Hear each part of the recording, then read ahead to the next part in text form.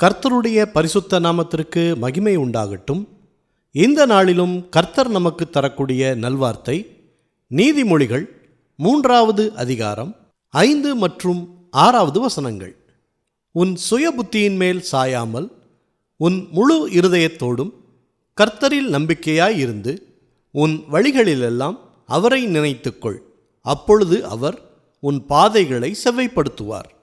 பிரியமானவர்களே, நம்மில் பல பேர் நல்ல ஞானவான்களாக இருப்பார்கள். அவர்கள் தங்கள் வாழ்க்கையில் எடுக்கிற சில முடிவுகள் நன்மையாகவும் முடியும். அது அவர்களுக்கு மேன்மையாக தெரியலாம். ஒரு சில நேரத்தில் ஆரம்பத்தில் நன்மையாக தெரியக்கூடிய காரியங்கள் போக போக நமக்கு கஷ்டங்களை கூட தரலாம். உதாரணமாக, சிலர் பிஸ்னஸ் செய்ய நினைக்கும்போது கர்த்தரின் சித்தம் இதுதானா என்று கூட நினைப்பதில்லை. நான் இது சம்பந்தமாக படித்திருக்கிறேன், அனுபவம் உள்ளது என்று தன் சுய புத்தியில் முடிவெடுத்து ஆரம்பிப்பார்கள். ஆனால் பிஸ்னஸ் பார்ட்னர் ஏமாற்றிவிட்டார் அல்லது சரியான லாபம் கிடைக்கவில்லை என்று பின்னர் புலம்புவதை பார்த்திருக்கிறோம். வாலிபர்கள் கூட இளவயதில் காதலித்து திருமணம் செய்ய வேண்டும் என்று விரும்புவார்கள். தவறில்லை.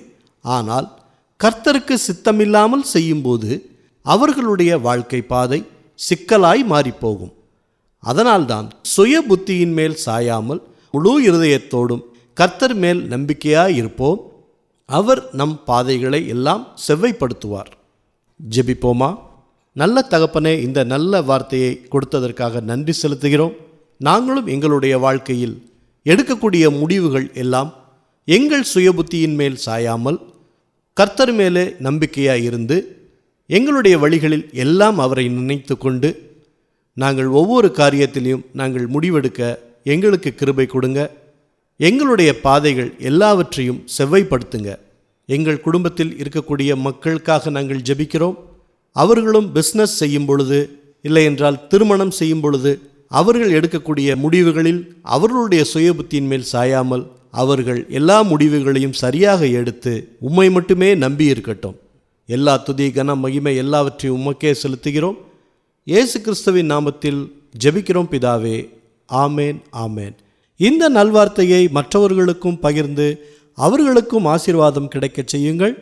கர்த்தர் உங்களை அளவில்லாமல் ஆசீர்வதிப்பாராக.